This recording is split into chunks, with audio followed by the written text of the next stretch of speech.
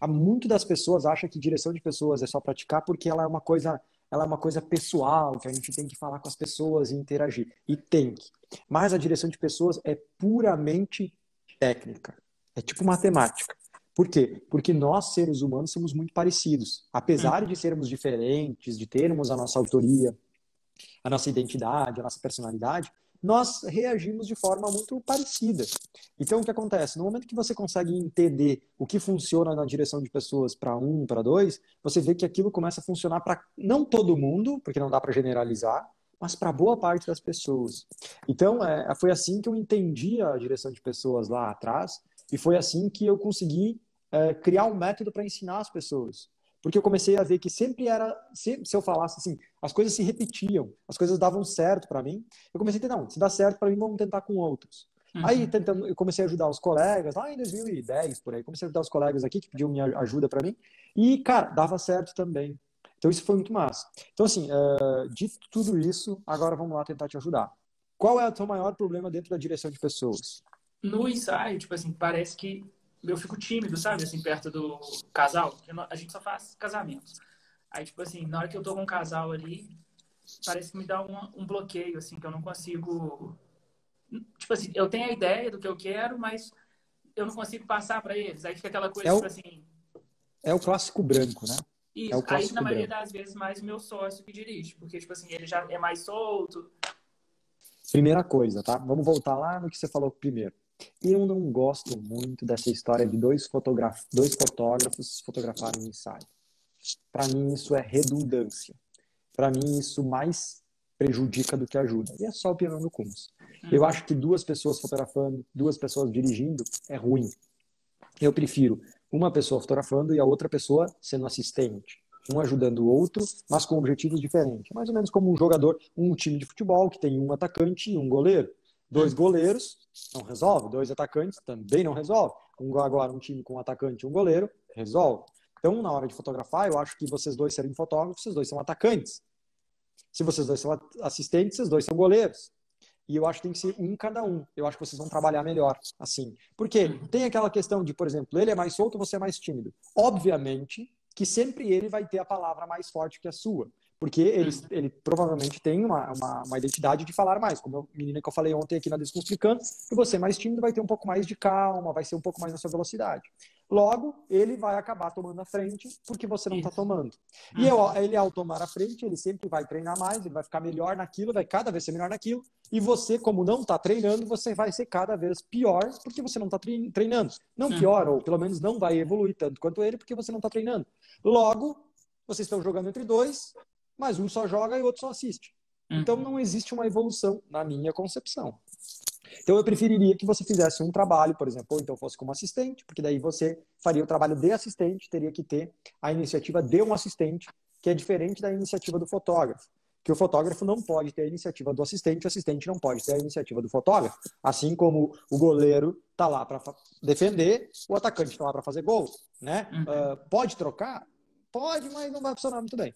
Então o que acontece? Dito tudo isso, primeira coisa, eu iria entre dois se era para fazer fotografia e assistência, ou eu iria sozinho. Tá? Por quê? Porque sozinho é que você vai ter que treinar. Porque o que acontece? Ó, mais ou menos assim. Pede para alguém lavar a louça. Aí o cara não lava a louça. Aí se ele não lava a louça e a mãe tá em casa, a mãe vai lavar a louça. Então meio que, se eu não lavar, minha mãe lava e vai estar lavado. Fica cômodo, né? Amanhã tá lavado. Agora, se você morar sozinho e não lavar, amanhã você acorda e a louça tá lá ainda, ela não foi lavada. Aí você vai dormir de novo, acorda lá, tá lá a louça ainda de 2 dias, de 3 dias, de 4 dias. Ou seja, você vai ter que fazer. Quando você tá com o seu sócio, você acaba que se der um branco, ele te salva. Tu entende? É a mesma coisa que eu te ensinar a nadar, toda vez que você tomar uma aguinha, eu te jogar a boia, já se agarra na boia. Aí você não vai aprender a nadar. Agora, quando você estiver se afogando, você vai ter que aprender a nadar, senão você vai morrer. Então eu acho que é bom ter esse suporte, mas não sempre. Sabe, Mauro? Não sempre. Então por isso que eu acho que é legal você se atirar sozinho, que é o que você já está fazendo um pouco, fazendo alguns ensaios sozinhos. Parabéns, esse é o caminho, tá? Então eu acho que dito isso, esse é o caminho. Número 2 agora. Para facilitar a tua vida, você tem que dividir a direção por partes. Eu já falo bastante sobre isso aqui, mas eu vou te explicar melhor o que é isso. A direção de pessoas, ela é muito complexa e muito grande, mal. Muito grande. E por isso que eu te perguntei qual é a parte que você tem mais dificuldade. Então, o que você me respondeu é que tem branco, ou seja, você tem uma ideia, mas não consegue executar. Então, o seu problema é lá no começo da direção de pessoas, que na verdade nem é na direção ainda, veja bem. É antes da direção. Porque a direção, eu vou resumir aqui. Antes de começar a direção, a gente quer a direção, a gente quer dirigir pessoas. Mas antes de começar a fazer isso, a gente tem que primeiro definir uma luz que a gente vai usar para fotografar. A gente tem que definir uma composição que a gente vai colocar aquelas pessoas e o que a gente vai compor. Se é perto, se é longe, né? Se é uma luz, vamos por luz. Se é uma luz suave, uma luz dura, um contraluz, uma luz de janela, né? Fotometrar essa luz. Uma composição, se é uma composição o quê? Centralizada, terços, regra dos pontos de ouro, áurea, não sei, corpo todo, meio corpo. E deixar essa composição certa. Depois a gente entra na terceira fase, que é a fase que tu tá começando a me falar aqui, que é dizer para eles como se posicionar. Que é basicamente o quê? Tirar a sua ideia da sua cabeça e passar a ideia na cabeça deles.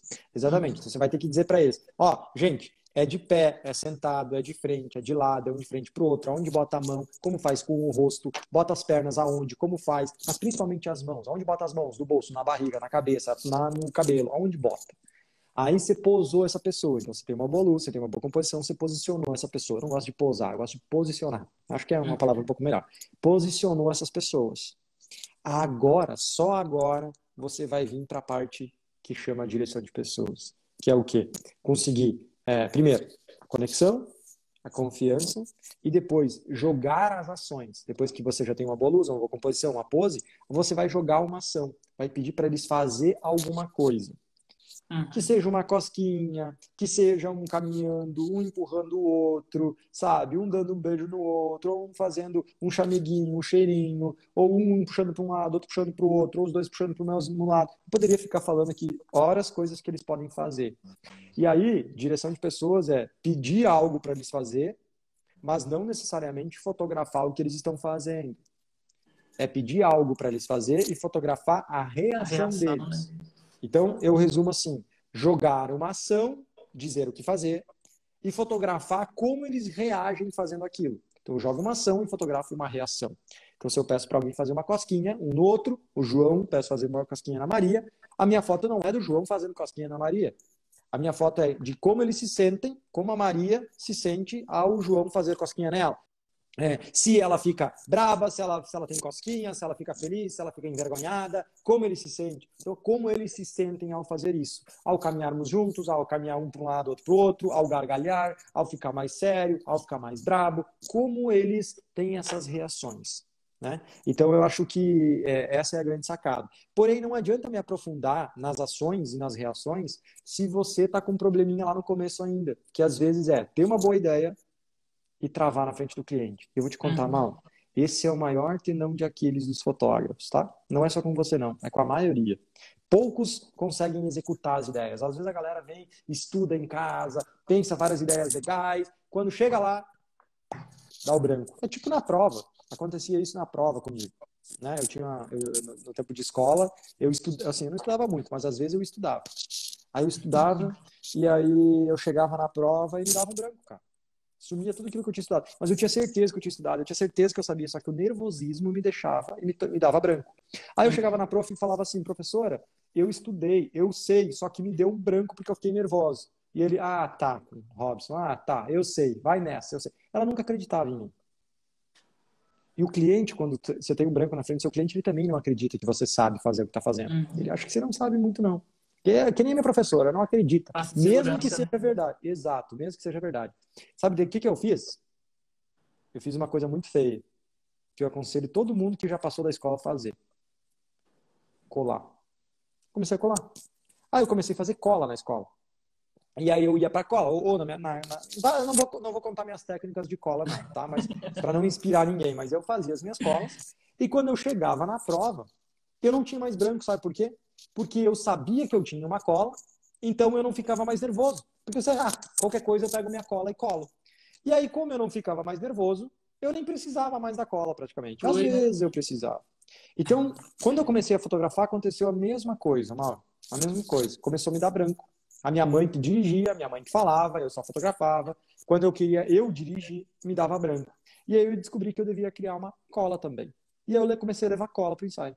Então toda vez que me dava um branco, o que é uma cola para um fotógrafo? É um guia de pose.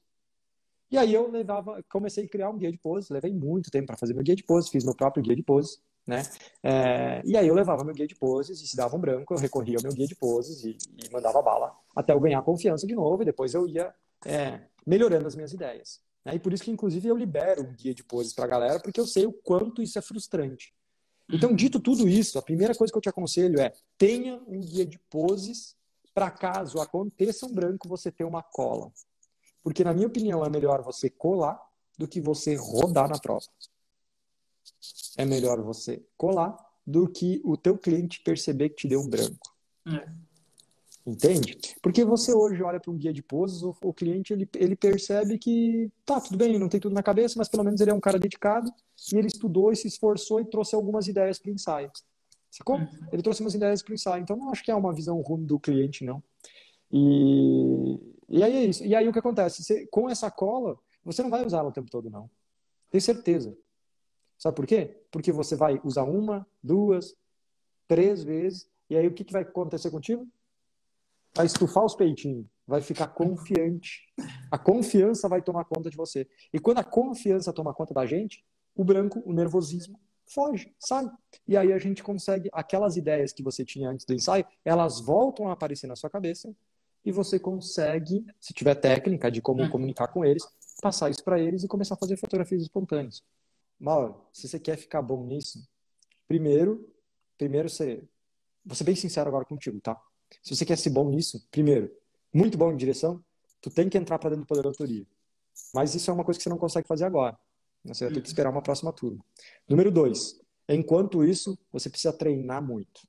Uou, essa foi mais uma Descunsplicando. Eu espero de coração que você consiga pegar 1, 2, 3, 4 ideias, insights, sacadas para aplicar na sua fotografia. Se você gostou de verdade, dá um like, se inscreve no canal ou então me segue aí no Instagram, vai ser um prazer ter você cada dia mais perto de mim. E se você também quiser tirar suas dúvidas, descunspicar alguma coisa na sua fotografia, apareça comigo, 11 horas da manhã, no meu Instagram, solicita a sua participação e talvez, quem sabe, a gente não converse ao vivo e eu te ajude a dar o próximo passo na sua fotografia. Então, se você gostou, comentário, um like, tamo junto, até a próxima Descunsplicando. Valeu!